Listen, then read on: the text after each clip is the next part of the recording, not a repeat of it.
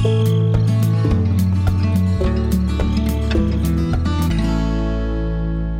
everybody, and welcome back to another week of DINOmite Explorers. This is week 5, and my name is Anna, and we are going to get started. So last time we learned all about the most famous plant-eating dinosaur and the rhinoceros of the dinosaur world, the Triceratops. So if you missed it, make sure you go back to our YouTube channel and check it out.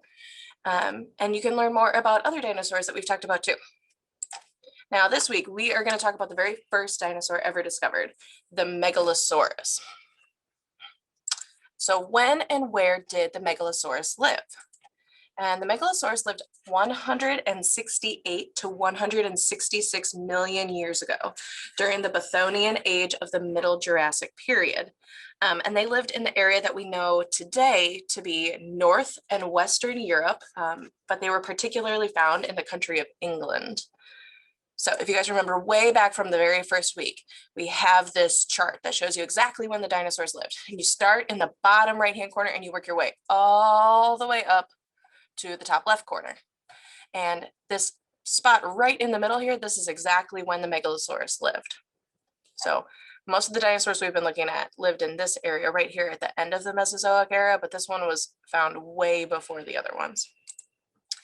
And this is the area that we're talking about. So back in the past, during the middle of the Jurassic period, this is what the world looked like. So it looked pretty different than it does today. And this is the area that we know as Europe. And this area was actually referred to a lot as Laurasia. And this is what Europe looks like today. So it looks really different. You can see how all the continents have spread apart, and Europe is much more formed now into this big orange spot here. But if you look at the map on the left, this is what Europe used to look like. And that's what the area looked like when the Megalosaurus lived. So how did the Megalosaurus get its name? And it's pronounced Megalosaurus, and their name comes from a combination of the Greek words mega, which means great, and sauros, meaning lizard. So when was the Megalosaurus discovered? So if you remember way back in week 1, we talked all about the discovery of the dinosaurs. And the Megalosaurus is widely considered to be the first official dinosaur that is discovered on record in modern scientific history. In 1676, a man named Robert Plot, who was the head of a museum in Oxford, England, published a note on a bone that is likely to have been a dinosaur bone from the Megalosaurus. And this note led Richard Owen to name the entire group Dinosauria. But the bone was discovered right here in the country of England, which you can see right here in red. So England is broken off just a little bit in the northwest corner of the whole continent of Europe. So what did the Megalosaurus look like? Well, the Megalosaurus was part of a group of dinosaurs that are called theropods. And these dinosaurs were all put together in one group because they had razor-sharp teeth and they walked on their 2 hind limbs. And you might be thinking this dinosaur looks very similar to the Tyrannosaurus Rex. And if you're thinking that, you're right. It does look a lot like the Tyrannosaurus Rex. They're very physically similar, which means that they were thought to have looked a lot alike. The Megalosaurus had a very large and heavy head, and it was balanced out by a long horizontal tail. This was very, very similar to how the Tyrannosaurus Rex looked, but the Tyrannosaurus Rex didn't come into the dinosaur world until about 100 million years later. So these guys were around way before the T-Rex. So the Megalosaurus also had a really short and muscular neck, which helped support its head. So they had to have a lot of muscles in their neck in order to be able to hold their head up because it was so heavy. And it helped support, they had really powerful hinged jaws, and they were armed with curved saw-edged fangs. So all of their teeth were curved, and they had like those razor-sharp saw edges on the ends. And that really helped them kind of like tear into their prey. And let's see, the Megalosaurus could grow anywhere from 20 to 30 feet long, and it only weighed as much as 2,000 pounds. So as much as it looks like the Tyrannosaurus Rex, it was actually significantly smaller. So a fully grown T-Rex could weigh as much as 13,000 to 32,000 pounds. So if you think about the Megalosaurus only being able to grow up to 2,000 pounds, that would have been just a quarter decimal fraction of a size that any of the T-Rexes could have grown to. And they weren't the tallest dinosaur either. So they could only grow to be about 10 feet tall, which is about the same height as a fully grown Triceratops. And it was only about half the height of a T-Rex. So a T-Rex could grow to be about 20 feet tall, but the Megalosaurus was only about half the size if it was fully grown. So they were much smaller, even though they look very similar. So what did the Megalosaurus eat? Well, the Megalosaurus was a carnivore, which means that they were a meat-eating dinosaur. They likely would have preyed on large, long-necked plant-eating dinosaurs like stegosaurs or sauropods.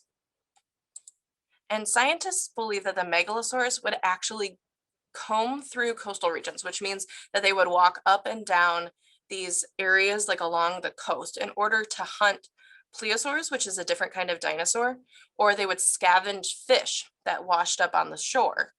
And the scientists were able to figure this out when they found a lot of their fossil remains alongside these like marine areas. And that's how they concluded that they were actually walking up and down these coastal regions in order to get sources of food. But their hunting strategy was actually really unique. This was very unusual for dinosaurs to do stuff like this. And they would adapt their hunting style to whatever was available at the time.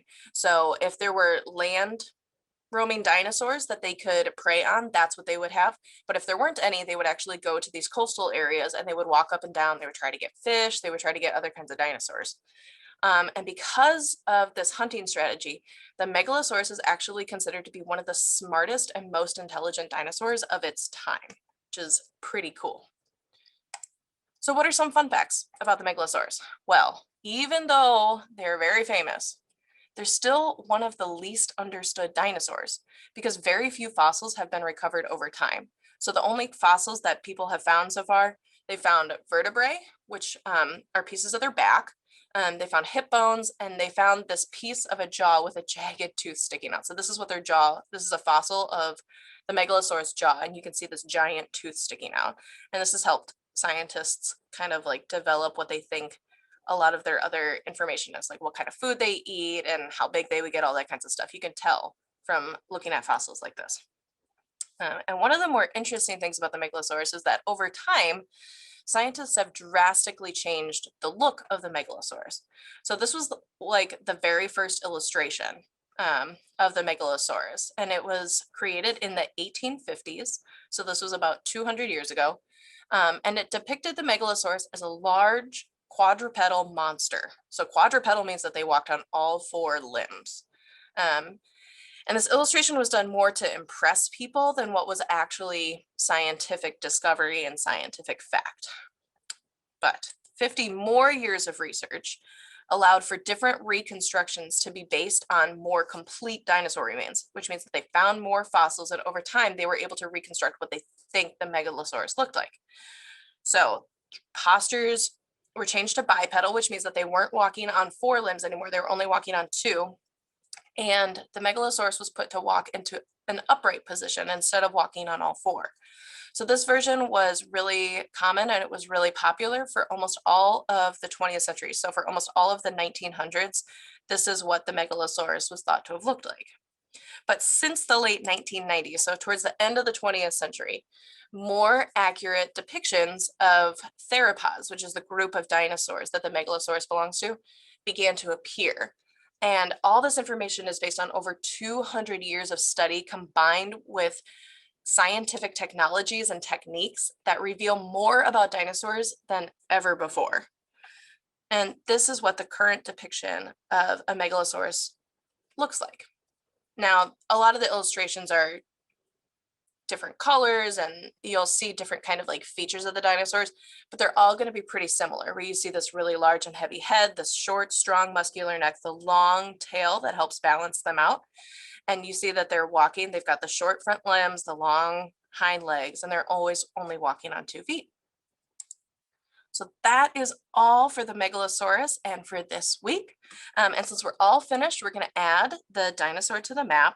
And as a reminder, each week we're going to add every single dinosaur, and then at the end we'll have all the dinosaurs on the world map to show where they would have lived. So you can see the Megalosaurus right here in Europe. So tune in next time when we explore a new prehistoric creature. one of the largest prehistoric aquatic reptiles, the Mosasaurus. I'm pretty excited about this one. So I hope you guys like it, and we will see you next time.